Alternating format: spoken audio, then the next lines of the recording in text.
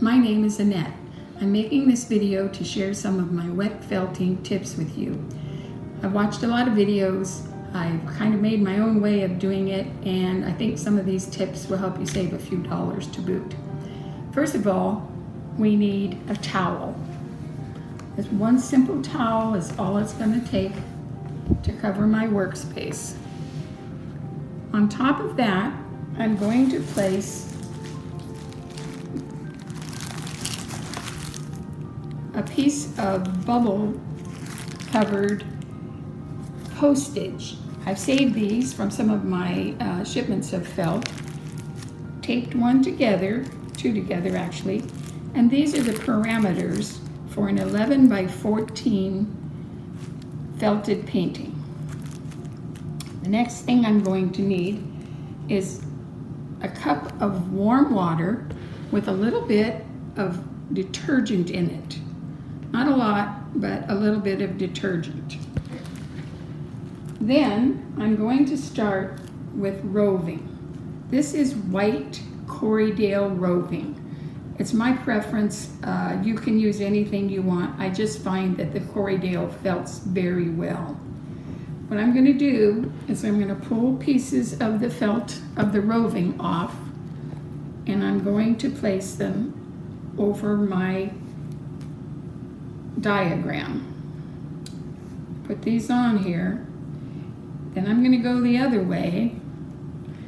Make sure you get your corners. I've chosen colors to go on top of this that I like. I don't exactly have an idea of how it's all going to turn out yet. That's part of the fun for me. I get colors I like and work from there. So this can just go any which way, as long as they overlap and you get a good base. This will be your pre-felt. Onto this, you will actually needle felt.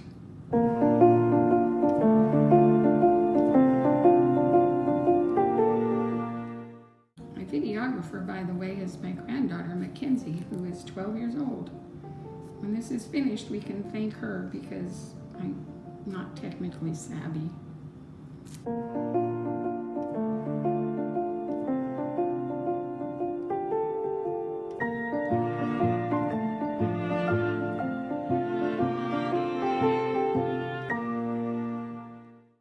And you can see I want this just kind of helter-skelter, but I want it completely covered with the white.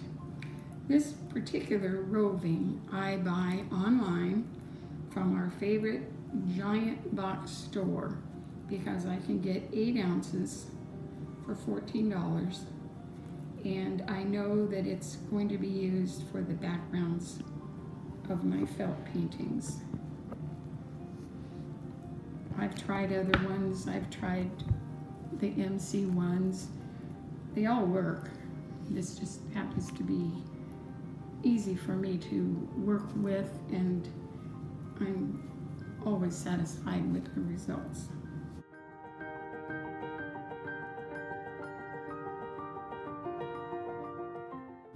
This will also shrink, so know that you want to go a little outside that box because it does tend to draw up in strange places.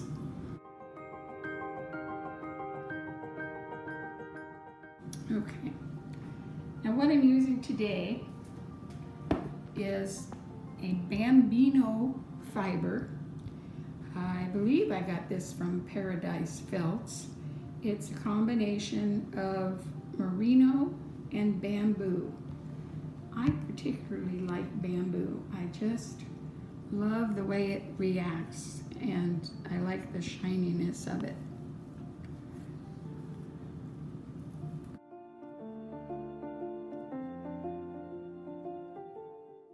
Most of this is going to go in the same direction because I feel like it today.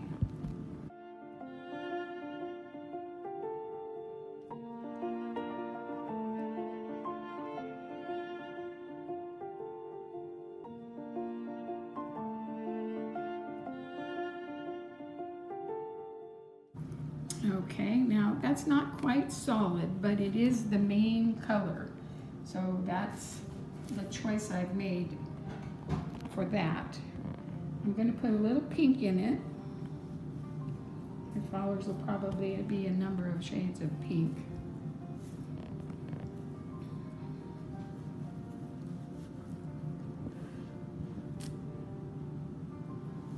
It doesn't really matter to me how this falls.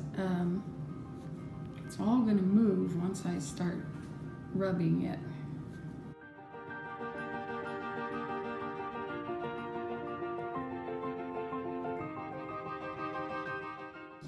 Okay, and I have this little tiny packet of kind of a lime green. Living Felt often puts these little surprises in their shipments, and I'm going to put some in here. I think this green might wake things up a little.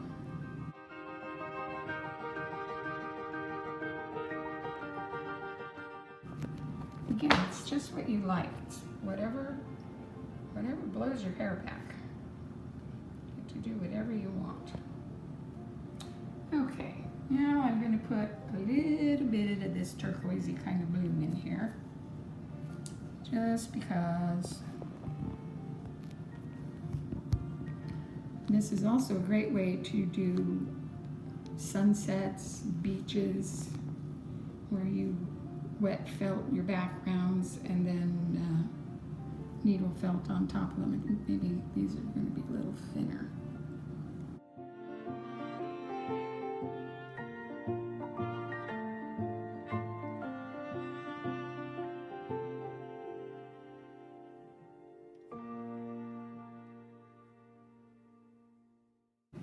Last, I'm going to add bamboo. I love bamboo. It will make a big difference. I want it to kind of be all over, not necessarily any particular way, shape, or form. I kind of have a surprise me attitude. I do think, you know, that experimenting is a good idea. I don't want to get stuck in doing the same thing every time.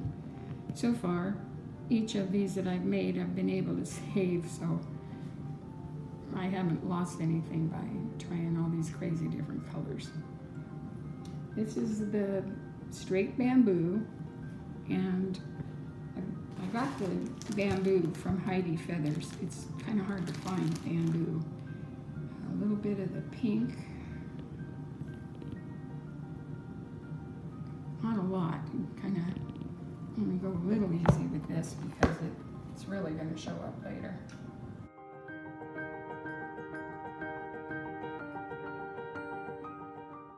Silk works really well, and so do the Sari waist products that are sold. They're kind of leafy looking, but they're real pretty. Now the fun begins. After you've spread your roving in some sort of pattern that you think you want, take about a cup of water. It's got a little squirt of dish soap in it. Mix it up. You can buy all kinds of fancy pumps and sprinklers and things, but you can also just use what you have at home. So now I'm wetting this down. I want it all to be soaking. I have a mesh piece which I bought online, and it's very useful, but for my projects, which have gotten bigger, it's not really big enough. So, in my checking around and looking for something else, I've discovered that I have this lovely nylon curtain piece, and I'm going to use that instead of the mesh. Make sure your piece is wet everywhere.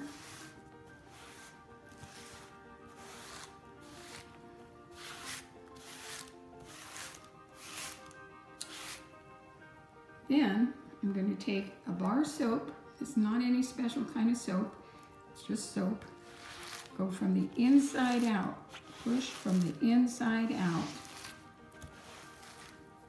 And rub it over your piece. At this point, you'll notice that there are some kind of lumpy places. That's where you want to put the most effort when it comes to the final scrubbing. Now, a lot of sites, you use your hands and you rub, rub, rub. There's also a tool called a palm washboard, which is specifically made for this job. However, online, our big box store, I found this little silicone massager, and it works like a dream.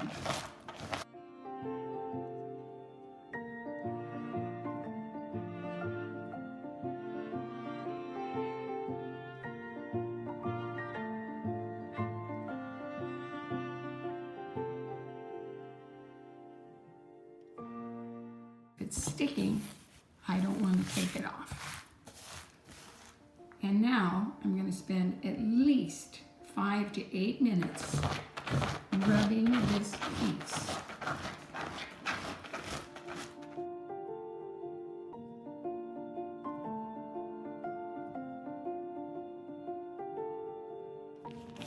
After you've spent at least 5 minutes rubbing down your piece, you can't emphasize enough how important it is to spend the time.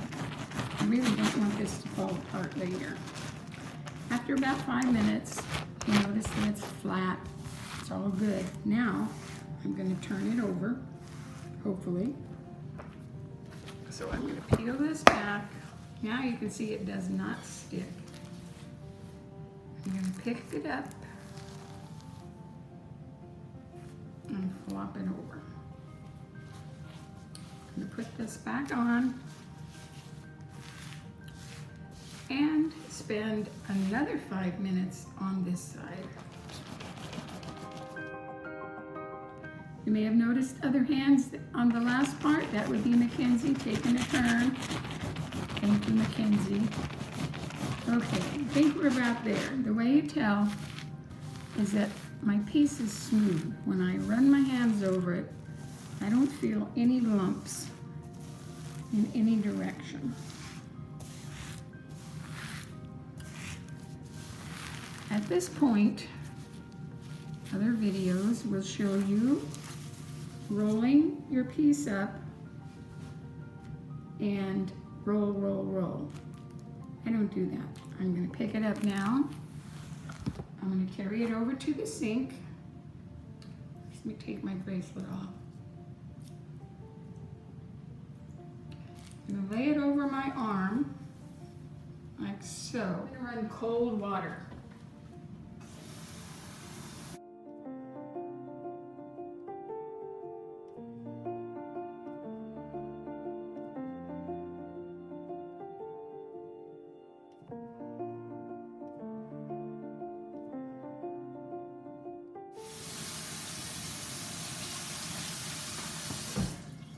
Squeeze. Don't wring, just squeeze.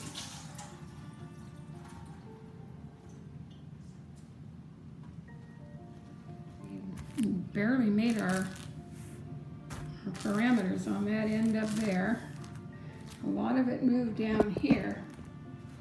After this dries, I'll cut this part off and use it for backgrounds on jewelry and other little small pieces. I'm going to pick this up now and I'm going to lay it over one of my heater vents.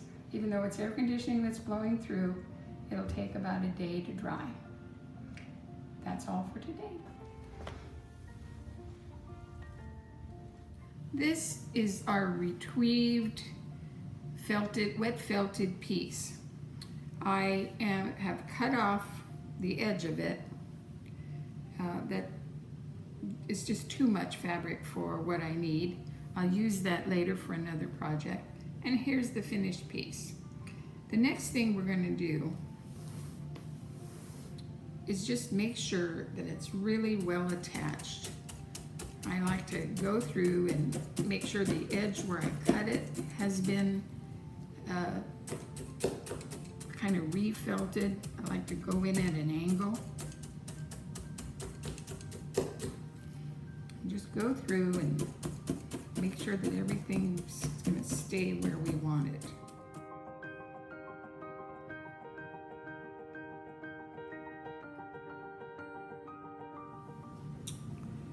Now we have our finished piece. From here, I'm going to start doing the needle felting. Not 100% sure what I'm going to do yet, but it's probably going to be flowers. I like flowers a lot. This is the felting pad that I prefer. It is pretty solid and you won't get a deep puncture on this. Put this on here and start with some groundwork. Let's give this a little bit of grassy area, I think, about this long. That'll pretty much be the center of our work.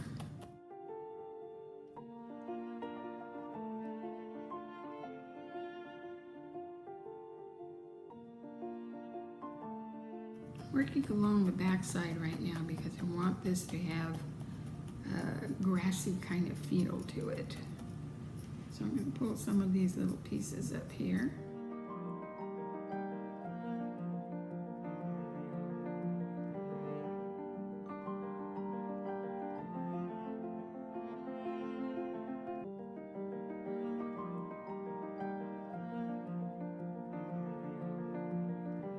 Use this piece here as a kind of a hanging flower of sorts. You have to be careful when you pull your fiber out with your with your needle. It's a good way to break a needle. But I've done this before, so I'm pretty gentle with it. Although I do have a history of breaking needles. My friend Francine and I felt together, and I don't think she's ever broken a needle. I, of course, have many times.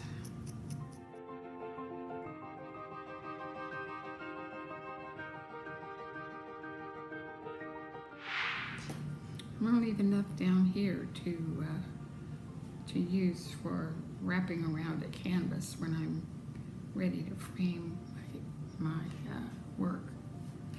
I do like to put these on canvas, the artist canvas frames. I also like to work in an embroidery hoop.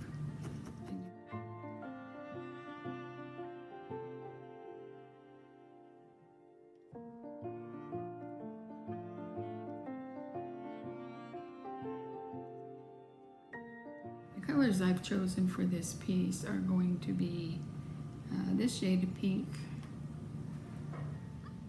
this kind of pink, and a purple.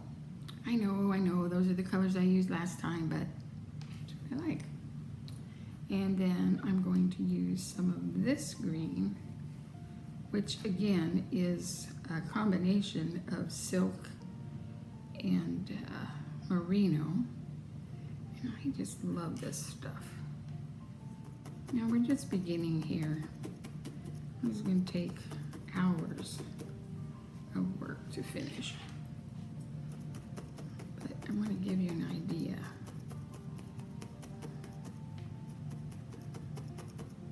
Right now I'm sitting at a kitchen counter, but I have a 3 pounds of rice. I made a bag for it out of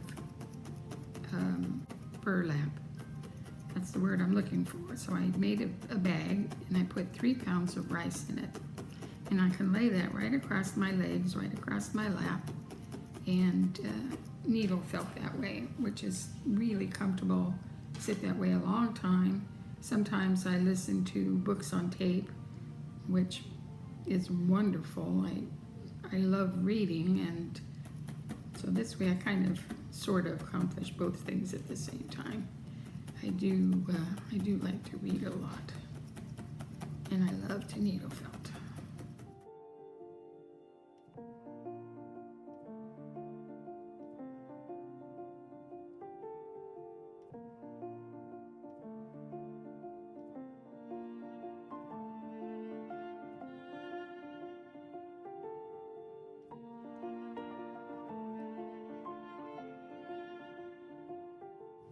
Might even put a little path here. I don't know. I'm thinking about using some neps. I don't know if you've used neps, but they're actually kind of annoying. You have to anchor them down with sort of a batting, but they're texture. They add more texture. I think the pictures look really nice when they have more texture.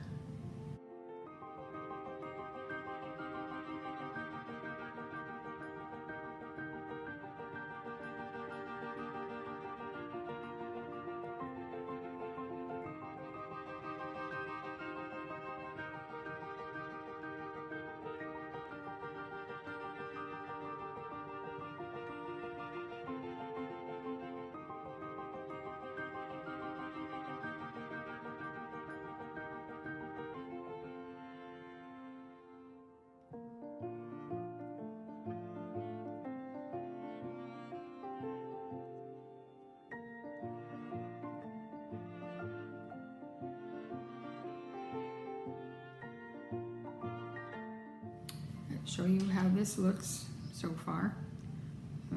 Obviously, I need to do a little more in the way of centering, and we'll see how it turns out. And thank you very much for watching the video. I hope you learned something from it.